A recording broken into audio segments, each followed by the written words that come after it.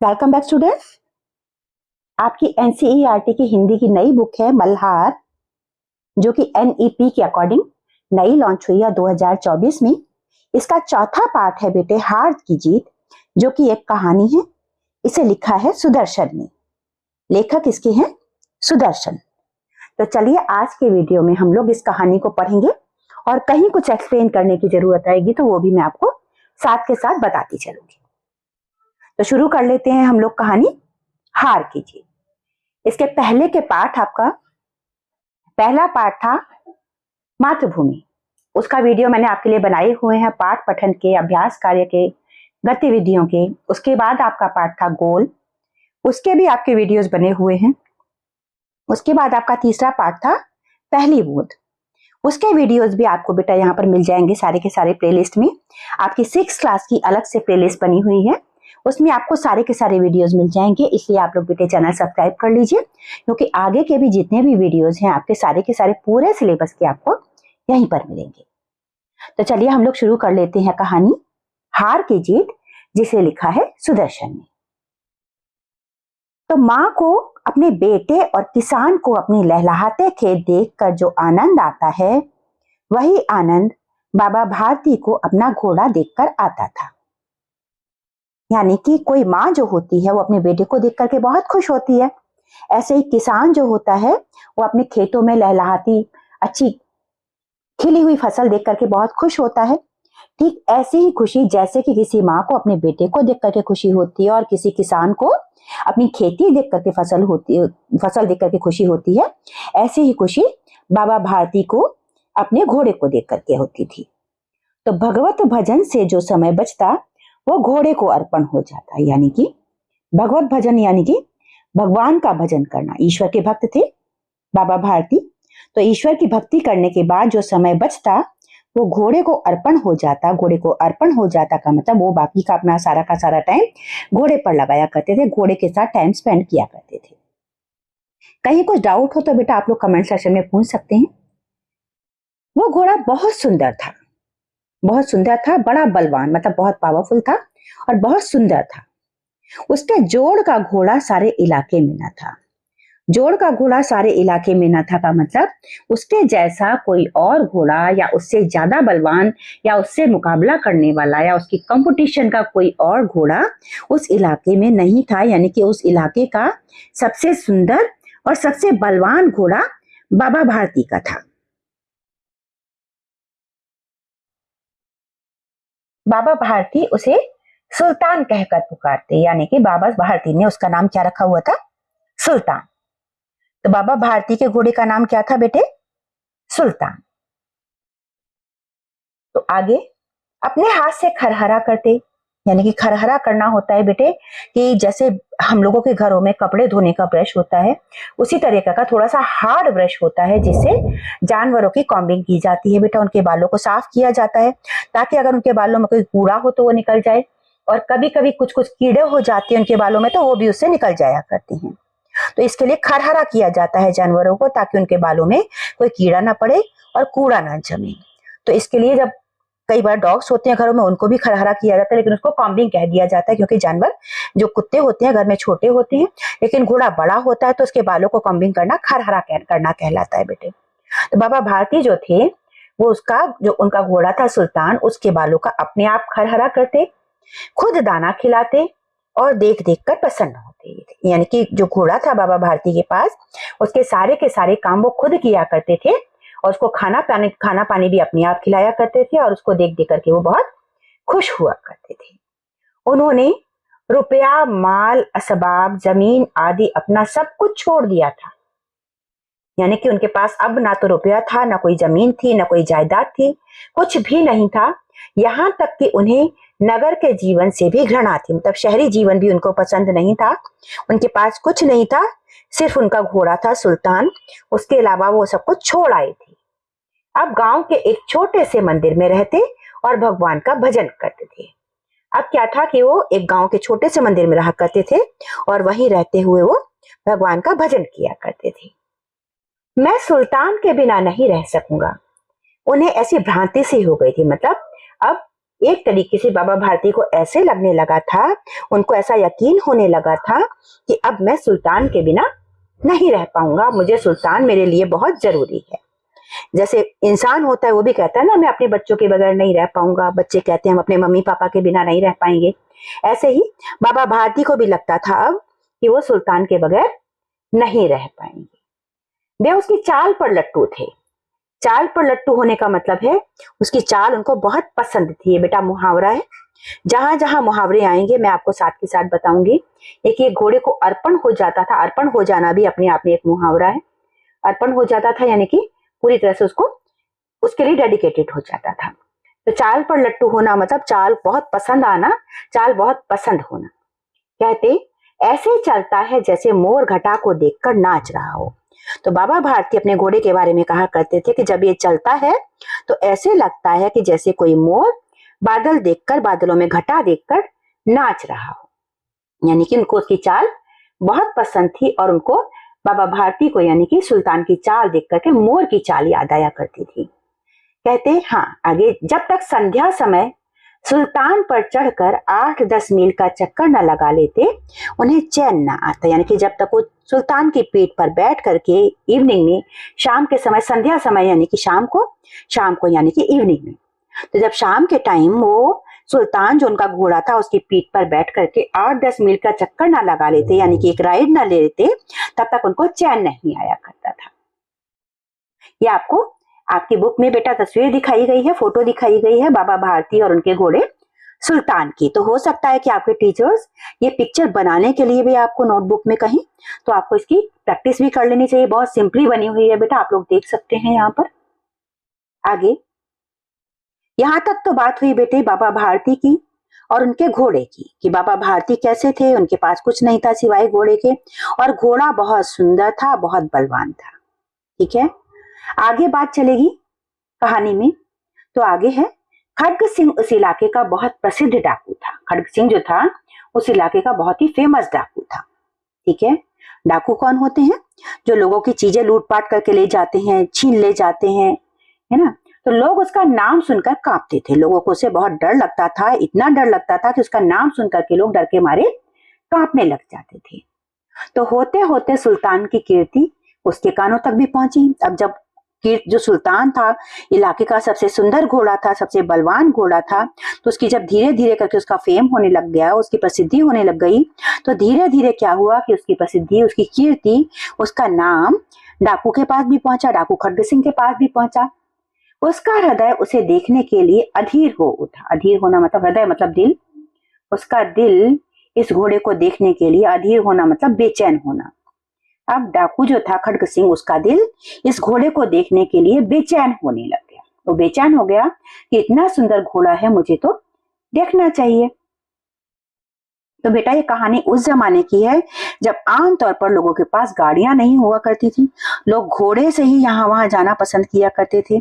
तो उस वक्त में बाबा भारती के पास सबसे सुंदर घोड़ा है और डाकू के पास सबसे सुंदर घोड़ा नहीं है, इस बात के लिए उसको बुरा लगा। तो उसे देखने के लिए वो बेचैन होने लग गया। एक दिन वो दोपहर के समय बाबा भारती के पास पहुंचा और नमस्कार करके बैठ गया। एक दिन कौन पहुंचा?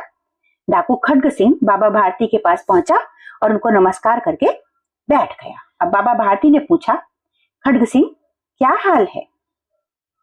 यानी कि उससे उनके हालचाल पूछे बाबा भारती ने। तो खड्ग सिंह ने सिर झुकाकर उत्तर दिया, आपकी दया है। जैसे आजकल भी हम लोग किसी से पूछते हैं कैसे हैं, आपने देखा होगा पापा किसी से पूछते हैं तो वो कहते हैं जी आपकी दया है, यानी कि हम ठीक ठाक हैं, इसका मतलब ये होता है। तो उसी तरह से, उसी स्टाइल में उसने जो एक होता है उसी तरह से उसने जवाब दिया कि आपकी दया है। आगे देखिए बेटा, इस कहानी में संवाद आएंगे। आपने जो पीछे आपका जो एक लेसन था चतुर गीदड़, उसमें संवाद पढ़े थे एकांकी में। उसमें संवाद में, एकांकी में या नाटक में तो क्या होता है कि बोलने वाले का नाम लिखा जाता है, लेकिन कहानी में क्या होता है कि एक संवाद एक का, दूसरा संवाद दूसरे का, ऐसे करके संवाद लिख दिए जाते हैं बेटा इन्वर्टेड कॉमास के बीच में। इनसे आपको समझना होता है क्योंकि कहानी में आपको दोनों के दोनों कैरेक्टर्स देख लिए आपने। अब आपको अपने आप समझना होगा कि कौन सा डायलॉग किसने कहा होगा। हालांकि आमतौर पर ऐसा होता है कि जैसे खड़ग सिंह का यहाँ पर डायलॉग खत्म हुआ, आपकी दया है, इसके बाद बाबा भारती बोलेंगे, बाबा भारती के बाद अगला डायलॉग जो है डाकू खड़ग सिंह बोलेगा, फिर अगला डायलॉग बाबा भारती बोलेंगे, फिर से खड़ग सिंह बोलेगा, ऐसे चलेगा जहां तक कि इन्वर्टेड कॉमा खत्म नहीं हो जाते वहां तक। तो चलिए पढ़ते हैं। जहां खड़ग सिंह ने सिर झुकाकर कहा आपकी दया है, उसके बाद बाबा भारती ने पूछा कहो इधर कैसे आ गई? तो यहाँ पर खड़ग सिंह ने जवाब दिया सुल्तान की चाह खींच लाई। तो बाबा भारती खुश हो जाते हैं इस बात को सुन करके। वो कहते हैं विचित्र जानवर है, देखोगे तो प्रसन्न हो जाओगे। तो खड़ग सिंह कहता है मैंने भी बड़ी प्रशंसा सुनी है। तो बाबा भारती कहते हैं उसकी चाल तुम्हारा मन मोह लेगी। उसकी चाल पर तो पहले से ही मोहित थे, तो कहते हैं कि उसकी चाल तुम्हारा मन मोह लेगी। तो खड़ग सिंह कहता है कहते हैं देखने में भी बहुत सुंदर है। तो बाबा भारती कहते हैं क्या कहना, जो उसे एक बार देख लेता है उसके हृदय पर उसकी छवि अंकित हो जाती है। हृदय पर छवि अंकित होने का मतलब उसके दिल में उसकी फोटो बस जाती है, उसकी आकृति उसके मन में बस जाती है। तो खड़ग सिंह कहता है बहुत दिनों से अभिलाषा थी, अभिलाषा थी मतलब इच्छा थी, बहुत दिनों से मेरी इच्छा थी कि मैं सुल्तान को देखूं, आज उपस्थित हो सका हूं, आज जाकर के मैं आ पाया हूं उसको देखने के लिए। यहाँ देखिए इन्वर्टेड कॉमास खत्म हो गए तो दोनों का संवाद यहाँ पर खत्म हो गया। अब आगे कहानी चलेगी। दोनों में बात चली सुल्तान के बारे में, सुल्तान की तारीफ कर रही है बाबा भारती, और जो खड़ग सिंह है डाकू वो वहां पर बता रहा है उसने उसके बारे में क्या क्या सुना है और वो उसको देखने के लिए आया है, आज जाकर के आ पाया है, काफी दिनों से उसकी इच्छा थी। तो आगे क्या हुआ, बाबा भारती और खड़ग सिंह दोनों अस्तबल में पहुंचे। अस्तबल क्या होता है बेटा? जहां पर घोड़ों को बांधा जाता है, घोड़ों को जहां पर रखा जाता है उसे अस्तबल कहते हैं। जैसे चिड़िया का घोंसला होता है ना, ऐसे ही घोड़ों का अस्तबल होता है। तो बाबा ने घोड़ा दिखाया घमंड से, खड़ग सिंह ने घोड़ा देखा आश्चर्य से। यानी कि बाबा ने घमंड से घोड़े को दिखाया क्योंकि घोड़ा उनका था, और खड़ग सिंह ने घोड़ा दिखा आश्चर्य से क्योंकि खड़ग सिंह ने पहला इतना सुंदर कभी पहले घोड़ा देखा ही नहीं था। तो बाबा को घमंड इस बात का था कि मेरे पास इतना सुंदर घोड़ा है, और खड़ग सिंह को आश्चर्य इस बात का था कि उसने ऐसा सुंदर घोड़ा पहले कभी उसने देखा नहीं था।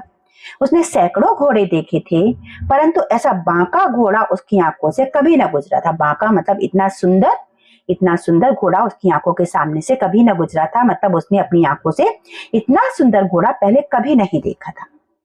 तो खड़ग सिंह सोचने लगा भाग्य की बात है, ऐसा घोड़ा खड़ग सिंह के पास होना चाहिए था। इस साधु को ऐसी चीजों से क्या लाभ? यानी कि वो सोच रहा है यहाँ पर खड़े होकर के कि ऐसा घोड़ा, जितना सुंदर ये घोड़ा है, ऐसा घोड़ा तो बाबा खड़ग सिंह के पास होना चाहिए, जो है डाकू खड़ग सिंह के पास होना चाहिए था, लेकिन ये तो बाबा भारती के पास है। जबकि इस बाबा को जो ये सन्यासी है, इसको घोड़े से क्या लाभ होगा, इसका घोड़े का क्या काम है, ये घोड़े का क्या करेगा, ऐसे घोड़े तो डाकुओं के पास होने चाहिए, ऐसा सोच रहा है यहाँ पर खड़े होकर के खड़ग सिंह। कुछ देर तक आश्चर्य से चुपचाप खड़ा रहा, कुछ देर तक उसको देखते हुए आश्चर्य करता हुआ हैरानी से चुपचाप खड़ा रहा। इसके पश्चात यानी कि उसके बाद उसके हृदय में हलचल होने लगी, उसके मन में फिर से हलचल होने लग गई। बालकों किसी अधीरता से बोला, बच्चों की जैसी बेचैनी से बोला, जैसे बच्चे बेचैन हो जाते हैं कोई चीज देख करके कि इसको हम यूज करें, इसको इस्तेमाल करें, ऐसे ही वो भी बेचैनी से बोला। परंतु बाबा जी इसकी चाल न देखी तो क्या, अगर मैंने इसकी चाल नहीं देखी तो कैसे पता चलेगा ये घोड़ा कितना सुंदर है, कितना बलवान है, आप इसकी चाल की तारीफ कर रहे थे। तो बाबा भारती भी मनुष्य ही थे, बाबा भारती जो थे वो भी इंसान ही थे, भले वो सन्यासी जीवन बिता रहे थे, भगवान भक्ति में सारा समय बिताते थे, उनके पास कोई रुपया पैसा नहीं था, लेकिन थे तो वो भी इंसान ही। अपनी चीज की प्रशंसा दूसरे के मुख से सुनने के लिए उनका हृदय भी अधीर हो गया। अपनी चीज यानी कि अपने सुल्तान की तारीफ औरों के मुंह से, यानी कि डाकू जो खड़ग सिंह था उसके मुंह से सुनने के लिए उन्होंने क्या किया कि एक तरह से उनका मन भी बेचैन हो गया, वो भी चाहते थे कि अब मैं इसको सुनूं, इसकी तारीफ सुनूं। तो घोड़े को खोलकर बाहर लाए और उसकी पीठ पर हाथ फेरने लगे। घोड़े को खोल करके बाहर ले आए और यहाँ ला करके उसकी पीठ पर हाथ फेरने लग गए, क्योंकि जैसे वो घोड़े पर सवारी करते होंगे उससे पहले उसको तैयार करते होंगे सवारी के लिए, और एकाएक उचक कर सवार हो गए, और एकाएक यानी कि अचानक उचक करके और घोड़े की पीठ पर सवार हो गए। घोड़ा हवा से बातें करने लगा। हवा से बातें करना मतलब घोड़े के लिए हुआ बहुत तेज दौड़ना। ये भी बेटा यहाँ पर मुहावरा है। मुहावरे क्या होते हैं मैं आपको बाद में पाठ के बाद, कहानी के बाद समझाऊंगी अभ्यास कार्य में। तो मुहावरे जो है आपके, ये इसका हवा से बातें करने का मतलब है बहुत तेज दौड़ना, यानी कि घोड़ा बहुत तेज दौड़ने लगा। उसकी चाल को देखकर खड्ग सिंह के हृदय पर सांप लौट गया। हृदय पर सांप लौटना भी मुहावरा है, यानी कि खड्ग सिंह जो था उसकी चाल को देख करके कहीं ना कहीं जल गया, भुन गया, उसको जेलसी फील होने लग गई। वो डाकू था और जो वस्तु उसे पसंद आ जाए उस पर वो अपना अधिकार समझता था, क्योंकि उसको तो हक था। डाकू की तो नेचर होती है, किसी से भी कुछ भी छीन लेता है।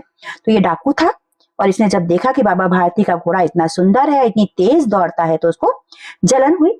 उसके अंदर ये बात आ गई कि ये मेरे पास होना चाहिए। उसके पास बाहुबल था। बाहुबल यानी कि उसकी बाजुओं में बल था, वो शक्तिशाली था, ताकतवर था। डाकू आदमी थे और बेरहमी थे, है ना। एक मिनट, आगे यहाँ क्या रह गए, बाहुबल था, आदमी थे और बेरहमी थी। उसके पास आदमी भी थे, यानी कि उसके पास डाकू था, उसके पास ऐसे लोग भी थे जो कि इस डाकू को, इस घोड़े को बाबा भारती से छीन करके ले जा सकते थे। और साथ में उसके अंदर बेरहमी भी थी, उसको किसी पर रहम भी नहीं आया करता था। यानी कि उसके अंदर 3 क्वालिटीज थी। पहली बात तो वो उसके अंदर बाहुबल था। बाहुबल था मतलब कि उसके पास बाजुओं का बल था, उसके पास ताकत थी, उसके पास आदमी थे जो उसके कहने से काम कर सकते थे, साथ में उसके अंदर बेरहमी भी थी, मतलब उसे किसी पर रहम भी नहीं आता था। तो जाते जाते उसने कहा, बाबा जी मैं ये घोड़ा आपके पास न रहने दूंगा, यानी कि मैं ये घोड़ा आपके पास नहीं रहने दूंगा। उसके मन में बात आ गई कि मुझे ये घोड़ा लेकर के जाना है। अब बाबा भारती डर गए। अब उन्हें रात को नींद न आती, डर गए कि कहीं खड्ग सिंह जो है मेरे घोड़े को मुझसे छीन न ले जाए। तो रात को उन्हें नींद नहीं आती थी। सारी रात अस्तबल की रखवाली में कटने लगी। अस्तबल कहाँ है? जहां सुल्तान रहता है। सुल्तान घोड़ा है, घोड़े के रहने की जगह को अस्तबल कहते हैं। तो सारी सारी रात वो अस्तबल की रखवाली में बिताने लगे। प्रति क्षण खड्ग सिंह का भय लगा रहता है, यानी कि प्रति क्षण मतलब हर क्षण, हर पल उनको खड्ग सिंह का डर बना रहता था। परंतु कई मास बीत गए, मास यानी कि महीने, कई महीने बीत गए, है ना। कई महीने तक उन्होंने रातों रात, रात रात भर सुल्तान की रखवाली की और वो ना आया। लेकिन खड्ग सिंह वहां पर नहीं आया। कई महीने तक वो डरते रहे, रखवाली करते रहे, लेकिन वो नहीं आया। यहां तक कि बाबा भारती कुछ असावधान हो गए। यहां तक कि जब 6-7 महीने बीत गए तो बाबा भारती को लगा कि वो बोल गया था वो आएगा नहीं मेरे सुल्तान को लेने के लिए। और इस भय को स्वप्न के भय की नाई, नाई का मतलब तरह, नाई का मतलब होता है तरह। यहाँ पर जहां भी आएगा बेटा नाई शब्द, उसको आप समझ लीजिएगा तरह के लिए इस्तेमाल हो रही है। नाई का मीनिंग है तरह। तो वो इस भय को, इस डर को सपने के डर की तरह मिथ्या समझने लगे, मतलब कि बेवजह समझने लगे, बेकार समझने लगे। मिथ्या यानी कि बेकार। तो जब कई महीने तक सुल्तान जो था उसको लेने के लिए खड्ग सिंह वहां पर नहीं आया, बाबा भारती से छीनने के लिए नहीं आया, तो बाबा भारती का क्या हुआ कि उनको यकीन हो गया कि अब वो नहीं आएगा। यानी कि अब बाबा भारती निश्चिंत हो गए कि डाकू खड्ग सिंह उनके सुल्तान को लेने के लिए नहीं आएगा। तो संध्या का समय था। फिर से शब्द आ गया संध्या, दूसरी बार आया है बुक में बेटा। यहाँ पर संध्या समय हो जाते थे घोड़े की पीठ पर बैठ करके, है ना। दूसरी बार आ गया, संध्या का समय था, यानी कि शाम का समय था। बाबा भारती सुल्तान की पीठ पर सवार होकर घूमने जा रहे थे एज यूजुअल, जैसे वो डेली जाया करते थे। इस समय उनकी आंखों में चमक थी, मुख पर प्रसन्नता। उनकी आंखों में चमक थी, चेहरे पर खुशी थी। कभी घोड़े के शरीर को देखते, कभी उसके रंग को, और मन में फूले न समाते थे। फूले न समाना मतलब बहुत खुश होना। ये भी मुहावरा आ गया बेटा फिर से, बहुत खुश होना। ठीक है, यहाँ पर मुहावरे बहुत सारे आ रहे हैं बेटा इस कहानी में, इनके बारे में अलग से भी हम पढ़ेंगे। तो बाबा भारती जब अपने घोड़े की पीठ पर चढ़ करके सवारी करते हुए जा रहे थे तो बहुत खुश थे। कभी वो घोड़े के शरीर को देखते थे, कभी उसके रंग को देखते थे और बहुत खुश हो रहे थे। उनकी खुशी मतलब कि खुशी का ठिकाना नहीं था, कह लीजिए एक तरीके से, है ना। तो सहसा एक ओर से आवाज आई, अचानक एक ओर से आवाज आई, ओ बाबा इस कंगले की सुनते जाना। यानी कि वो कह रहा है कि ओ बाबा इस कंगले की सुनते जाना। कोई गरीब है वहां पर बोला कि ओ बाबा इस कंगले की सुनते जाना, मतलब मुझ गरीब की सुनते जाओ।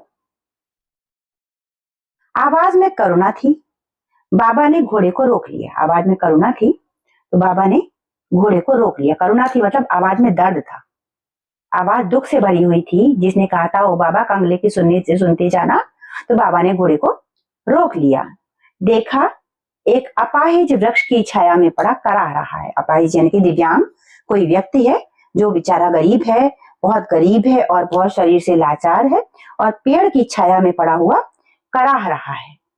तो बाबा सुदर्शन बोले, तुम्हें क्या कष्ट है, तुम्हें क्या परेशानी है?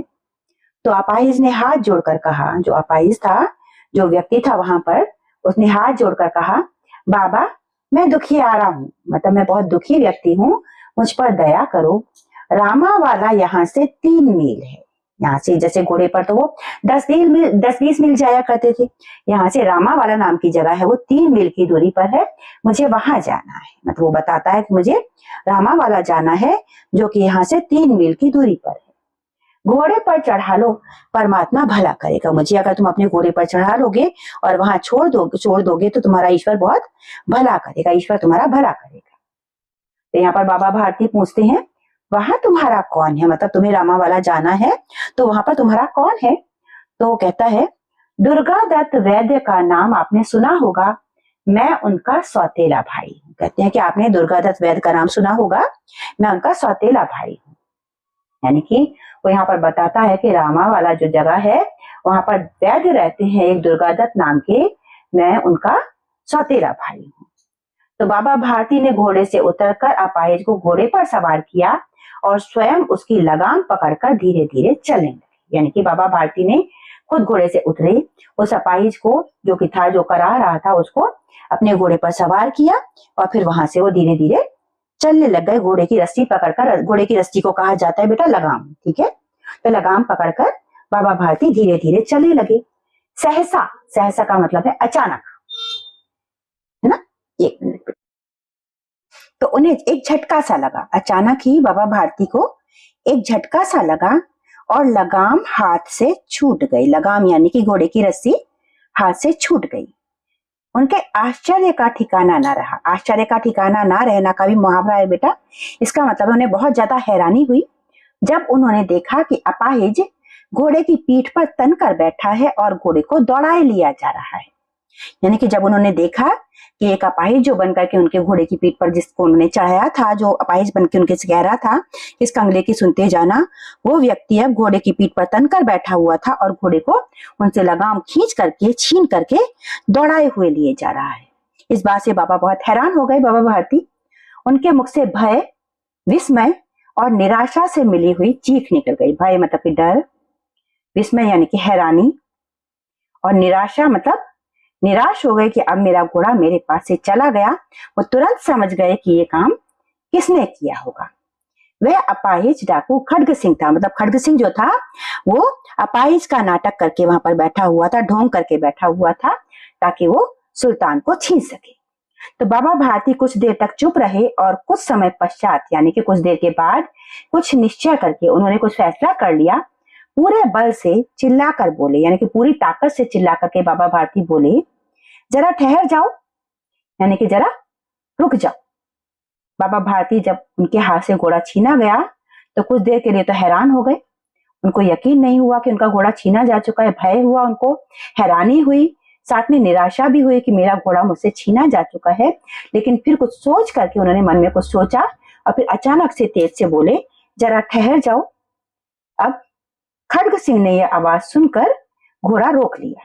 खड्ग सिंह ने जब आवाज सुनी कि जरा ठहर जाओ, तो उसने घोड़ा रोक लिया और उसकी गर्दन पर प्यार से हाथ फेरते हुए बोला, बाबा जी, ये घोड़ा अब ना दूंगा। मतलब उसको ये हो गया कि अब तो घोड़ा मेरा हो गया, अब ये घोड़ा मैं आपको वापस नहीं दूंगा, परंतु एक बात सुनते जाओ। बाबा ने कहा, परंतु तुम एक बात सुनते जाओ। खड्ग सिंह ठहर गया। बाबा भारती ने निकट जाकर उसकी ओर ऐसी आंखों से देखा जैसे बकरा कसाई की ओर देखता है। जैसे कसाई जो होता है बकरे को काटता है, उससे पहले बकरा जो होता है कसाई को जैसे डरी हुई आंखों से देखता है, ऐसे बाबा भारती ने उसको देखा, क्योंकि बाबा भारती का सब कुछ उसने छीन लिया था एक तरीके से, है ना।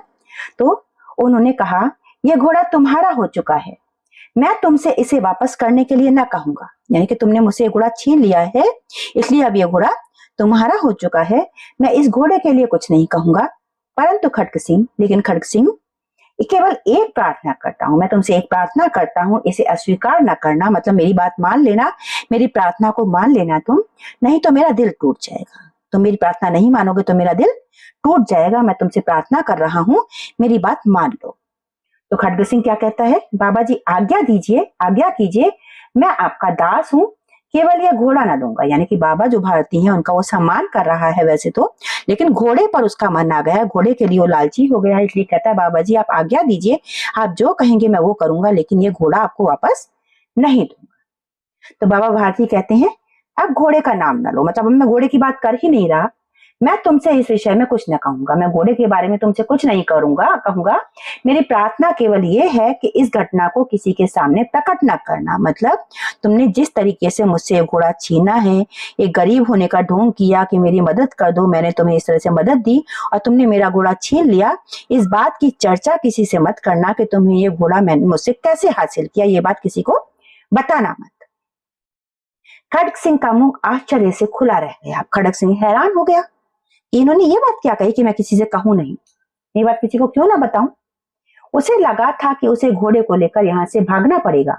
मतलब खड्ग सिंह को लगा था कि बाबा या तो उसे लड़ेंगे, शोर मचाएंगे, लोग यहाँ इकट्ठे हो जाएंगे, इसलिए उसको घोड़े को लेके वहां से भाग जाना चाहिए। लेकिन बाबा ने ऐसा कुछ भी नहीं कहा, परंतु बाबा ने खुद उससे ये कहा कि इस घटना को किसी से ना कहे। मतलब उसे तो लग रहा था कि ये बाबा का घोड़ा है, मैं से यहाँ से छीन के लेके जा रहा हूँ, लेकिन सबको पता चल जाएगा कि ये बाबा का घोड़ा है, सब लोग कहेंगे कि ये बाबा भारती का घोड़ा है, मैं किसे किसे बताऊंगा। तो हो सकता है कि मुझे इस घोड़े को छुपा के रखना पड़े या मुझे ही कहीं और जाकर के रहना पड़े। लेकिन ये तो बाबा खुद कह रहे हैं कि इस घोड़े के बारे में तुम किसी को मत बताना। ये ऐसा क्यों कह रहे हैं? देखिए यहाँ पर पिक्चर आपको दी हुई है, घोड़े पर बाबा जो है बाबा भारती सामने खड़े हुए हैं और जो खड्ग सिंह है वो घोड़े के ऊपर बैठा हुआ है, इनकी बातचीत हो रही है। ये खुद कह रहे हैं किसी के सामने प्रकट न करना। इससे क्या प्रयोजन सिद्ध हो सकता है, इनका क्या मकसद है, इससे इनका कौन सा मतलब मकसद साबित हो, मतलब ये क्या चाहते हैं ऐसा कह के कि मैं किसी से ये बात ना शेयर करूं। तो खड्ग सिंह ने बहुत सोचा, बहुत सिर मारा, परंतु कुछ समझ ना सका। उसने खूब सोचा कि बाबा खड्ग सिंह जो है बाबा भारती हैं, मुझे इस बारे में किसी को भी शेयर करने से इस बात को क्यों मना कर रहे हैं, लेकिन उसको कुछ समझ में नहीं आया कि बाबा भारती ऐसा क्यों कह रहे थे। यानी कि उनको ये समझ में नहीं आ रहा था खड्ग सिंह को कि बाबा भारती इस चर्चा को किसी से भी मैं शेयर न करूं, इस घटना को ऐसा क्यों चाहते हैं। तो आखिर में हार कर, जब उसको कुछ समझ में नहीं आया खड्ग सिंह को, तो उसने हार कर उसने अपनी आंखें बाबा भारती के मुख पर गड़ा दी। मतलब उसने बाबा भारती के चेहरे की तरफ देखने लगा और पूछा, बाबा जी इसमें आपको क्या डर है? यानी कि अगर मैं किसी को बता भी दूं कि मैंने ये घोड़ा बाबा भारती से छीना है या किसी को पता चल भी जाए, तो उससे आपको क्या डर है, आपको क्या चिंता है इससे? सुनकर बाबा भारती ने उत्तर दिया, लोगों को यदि इस घटना का पता चला तो वे किसी गरीब पर विश्वास न करेंगे, दुनिया से विश्वास उठ जाएगा। यानी कि अगर दुनिया को पता चलेगा कि किसी ने गरीब बन करके मेरा घोड़ा छीन लिया, जैसे कि आजकल होता है, लोग सावधान हो जाते हैं, कहते हैं भाई हमें किसी की मदद नहीं करनी, लोग ठगते हैं, है ना। आजकल जैसे होने लगा ना कि लोग, कुछ लोग होते हैं गरीब का ढोंग करके आपसे पैसे ठग ले जाते हैं, बाकी जब आपको बाद में पता चलता है तो आप चीटेड फील करते हैं, तो लोग सावधान हो जाते हैं आसपास के लोग। तो वही बात उन्होंने कही कि अगर लोगों को पता चला कि किसी ने गरीब बन करके और मजबूर बन कर किसी का घोड़ा छीना है, तो लोग गरीबों की मदद करना बंद कर देंगे कि कहीं हमारे साथ भी कोई ठगी ना हो जाए, कोई हमें भी ठग ना ले। दुनिया से विश्वास उठ जाएगा, लोग एक दूसरे पर विश्वास करना बंद कर देंगे। ये कहते कहते उन्होंने सुल्तान की ओर से इस तरह मुंह मोड़ लिया जैसे उनका उससे कोई संबंध ही ना रहा हो। मतलब यहाँ पर इतना कहने के बाद बाबा भारती ने सुल्तान की तरफ से ऐसे मुंह मोड़ लिया, उसकी तरफ देखा भी नहीं, कि जैसे उसके साथ उनका कोई संबंध था ही नहीं। हैरानी की बात है, जिनके पास सुल्तान के पास अलावा कुछ नहीं था, जो उसके लिए जीते मरते थे, जो कुछ देर पहले हमने पढ़ा कि कहते थे कि मैं सुल्तान के बिना न रह सकूंगा, वो उससे ऐसे मुंह फेर करके निकल गए। बाबा भारती चले गए, परंतु उनके शब्द खड्ग सिंह के कानों में उसी प्रकार गूंजते थे। उनके शब्द बाबा भारती के जो थे वो खड्ग सिंह के कानों में बाद में भी गूंजते रहे। सोचता था कैसे ऊंचे विचार हैं, कैसा पवित्र भाव है इस व्यक्ति के, कितने ऊंचे विचार हैं, कितना पवित्र भाव है इस व्यक्ति का।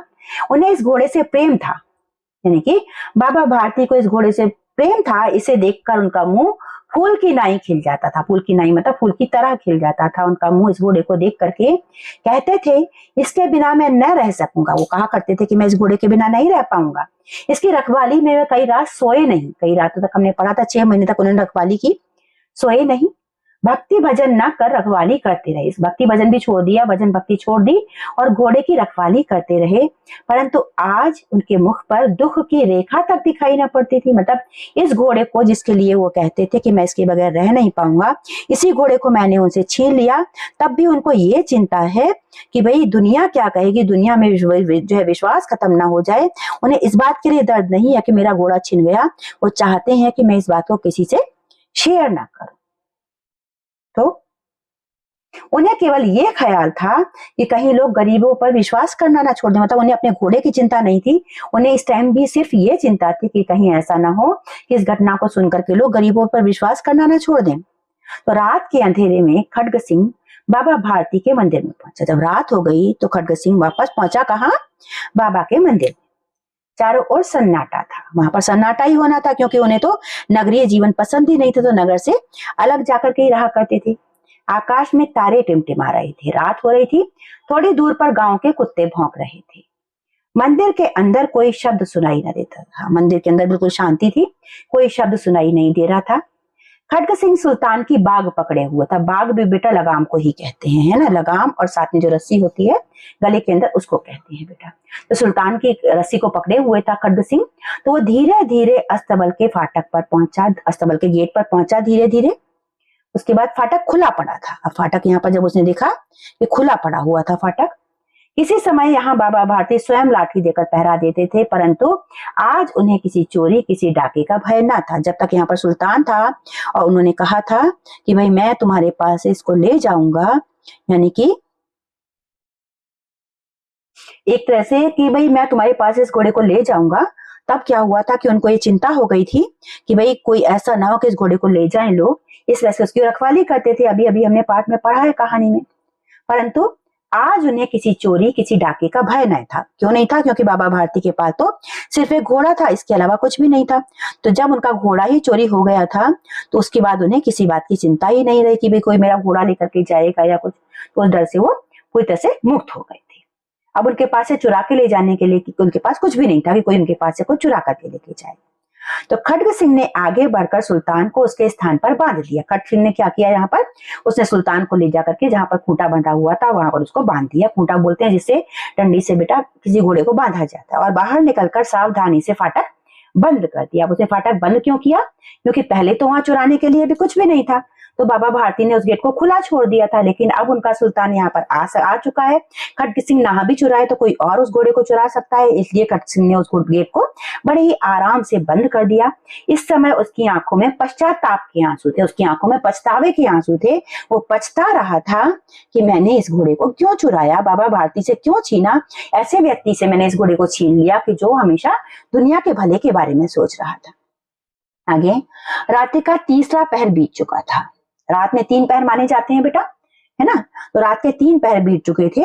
उसके बाद चौथे पहर आरंभ होते ही बाबा भारती ने अपनी कुटिया से बाहर निकलकर ठंडे जल से स्नान किया। चौथा पहर होता है जब भोर मानी जाती है बेटा, मान लिया जाता है कि सुबह का समय हो गया है, सूरज निकलने वाला है, रात का आखिरी हिस्सा जो होता है उसमें वो उठे, उन्होंने जाकर के कुटिया से बाहर निकल करके ठंडे पानी से नहाए।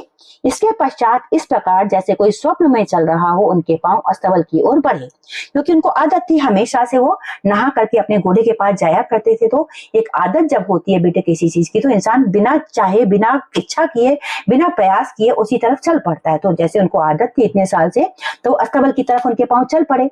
परंतु फाटक पर पहुंचकर उनको अपनी भूल प्रतीत हुई। फाटक पर पहुंचकर उनको एकदम से याद आया कि अरे घोड़ा तो अब यहाँ पर होगा ही नहीं, मैं कहाँ जा रहा हूँ। उनके पांव वहां पर रुक गए। साथ ही घोर निराशा ने पांव को मन भर का भारी बना दिया। उनके पांव भारी हो गए, मतलब वहीं पर रुक गए वो। उनके पैर ऐसे लग रहा था कि बहुत वजनी हो गए हो, उनसे चला ना जाए। घोड़े ने अपने स्वामी के पांवों की चाप को पहचान लिया और जोर से हिनहिनाया। घोड़े ने अपने स्वामी यानी कि बाबा भारती के पैरों की आहट को पहचान लिया और वो बहुत जोर से हिनहिनाया। तब बाबा भारती आश्चर्य और प्रसन्नता से दौड़ते हुए अंदर घुसे और अपने घोड़े के गले से लिपटकर इस प्रकार रोने लगे मानो कोई पिता बहुत दिन से बिछड़े हुए पुत्र से मिल रहा हो। जब घोड़ा हिन आया तो बाबा वापस दौड़े, दौड़ करके जाकर के उन्होंने सुल्तान को अपने गले लगाया और दोनों के दोनों गले मिलकर के बाबा भारती ऐसे रोने लग गए कि जैसे कोई बाप अपने बेटे से बहुत साल के बाद मिल रहा हो, बिछड़े हुए बेटे से। बार बार उसकी पीठ पर हाथ फेरते, बार बार उसके मुंह पर थपकियां देते और कहते थे अब कोई गरीबों की सहायता से मुंह न मोड़ेगा, यानी कि अब कोई भी गरीबों की सहायता से मुंह नहीं मोड़ेगा, क्योंकि यह कहानी खत्म हो गई कि मेरा घोड़ा किसी ने मुझसे छीना था, इसलिए अब कोई भी ऐसा नहीं करेगा कि किसी गरीब की मदद ना करे, क्योंकि मेरे साथ कोई धोखा नहीं हुआ, मेरा घोड़ा मेरे पास वापस आ गया। थोड़ी देर के बाद जब वो अस्तबल से बाहर निकले तो उनकी आंखों से आंसू बह रहे थे। थोड़ी देर के बाद जब वो अस्तबल से बाहर आए तब भी उनकी आंखों से आंसू बह रहे थे। ये आंसू उसी भूमि पर ठीक उसी जगह गिर रहे थे जहां बाहर निकलने के बाद खड़ग सिंह खड़ा होकर रोया था। मतलब उनके आंसू उसी जगह पर गिर रहे थे, ठीक जहां पर खड़ग सिंह खड़ा होकर के रो रहा था और उसके आंसू गिर रहे थे। तो दोनों के आंसुओं का उस भूमि की मिट्टी पर परस्पर मेल हो गया, यानी कि पश्चाताप और संतुष्टि दोनों भाव वहां पर मिल गए, क्योंकि जो खड्ग सिंह था उसका पश्चाताप था वहां पर कि भाई मैंने गलत काम किया, और साथ में बाबा को संतुष्टि थी कि अब कोई किसी गरीब की मदद करने से मुंह नहीं मोड़ेगा। तो यहाँ पर पश्चाताप के साथ संतुष्टि के आंसू मिल गए और उसके बाद ये कह सकते हैं आपकी कहानी में सब कुछ ठीक ठाक हो गया। तो ये थी आपकी कहानी जो कि आपकी छठी क्लास की किताब मल्हार में चौथे पाठ के रूप में शामिल की गई है और इसके राइटर हैं, लेखक हैं सुदर्शन। तो साथ के साथ बेटा हम सुदर्शन के बारे में भी थोड़ा सा जान लेते हैं। आपको बहुत थोड़ा सा हर लेखक के बारे में बताया जाता है। तो ये कहानी हिंदी की प्रसिद्ध कहानियों में से एक है बेटा, बहुत फेमस कहानी है, हमने भी अपने बचपन में पढ़ी है और हमेशा से इसको लोग पढ़ते आ रहे हैं। बहुत से स्कूलों में अभी भी ये कहानी उनके सिलेबस में लगी हुई है। इसे हिंदी के प्रसिद्ध लेखक सुदर्शन ने लिखा है, जिनकी तस्वीर बेटा आपको यहाँ पर शेयर की गई है ना। तो सुदर्शन का वास्तविक नाम बद्रीनाथ भट्ट था। इन्होंने पहली कहानी तब लिखी थी जब ये आपकी ही तरह छठी क्लास में पढ़ते थे। आपकी छठी क्लास है ना बेटा, तो जब आप छठी क्लास में हैं, इतने ही बड़े थे बद्रीनाथ जी, सुदर्शन जिनको अब कहा जाता है, तब इन्होंने अपनी पहली कहानी लिखी थी। ये कहानी उन्होंने तब नहीं लिखी थी, तब कोई छोटी सी कहानी लिखी होगी, लेकिन पहली कहानी तभी लिख डाली थी इन्होंने। आप लोग भी कहानी लिख सकते हैं बेटा, मुझे मालूम है आप लोगों के अंदर बहुत टैलेंट है, आप लोग बहुत समझदार हैं, क्योंकि आपके पास तो अब और ज्यादा एक्सपोजर है पहले के लोगों के मुकाबले, तो आप अब उनसे ज्यादा बेटर कर सकते हैं, मुझे पूरा यकीन है। तो मेरा सजेशन आपको होगा कि आप लोग भी एक कहानी लिखिए और मेरे साथ शेयर कीजिए। तो सुदर्शन ने कहानियों के अतिरिक्त कविताएं, लेख, नाटक और उपन्यास भी लिखे थे। नॉवेल्स लिखे, प्लेस लिखे, आर्टिकल्स लिखे, कविताएं लिखी। इसके अलावा उन्होंने अनेक फिल्मों की पटकथा भी लिखी और गीत भी लिखे। पटकथा यानी कि फिल्मों की स्टोरी लिखी और बहुत गीत भी उन्होंने लिखे थे।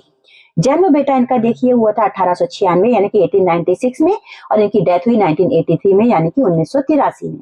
मुझे लगता है कि आपको हिंदी की गिनतियां आती होंगी बेटे, नहीं आती हैं तो आप लोग कम से कम 100 तक की गिनती जरूर सीख लीजिए, वो हमेशा आपको काम आएगी। तो ये हुआ हमारा पाठ हार की चीज, जो कि थी कहानी। एक हमारी इसका अभ्यास कार्य हम लोग अलग वीडियो में करेंगे बेटा, क्योंकि वरना वीडियो जो होता है बहुत ज्यादा लंबा हो जाता है। इस कहानी को आप लोग पढ़िए, एंजॉय कीजिए। मैंने अच्छी तरह से एक्सप्लेन करने की कोशिश की है आप लोगों के लिए। कहीं को समझ में ना आया हो तो उससे आप लोग कमेंट सेक्शन में पूछ सकते हैं।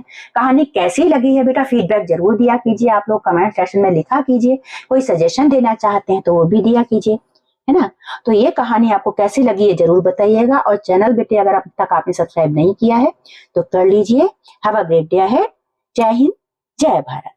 आगे का जो इसका एक्सरसाइज वर्क है वो हम लोग अलग वीडियो में करेंगे बेटा। कहानी थोड़ी सी लंबी थी इसलिए वीडियो भी लंबा हो गया है, लेकिन आप इसको अगर देखेंगे, पढ़ेंगे तो आपको ये कहानी कहीं भी बोर नहीं करेगी, आपको बहुत पसंद आएगी। Then have a great day ahead बेटा। जय हिंद, जय भारत।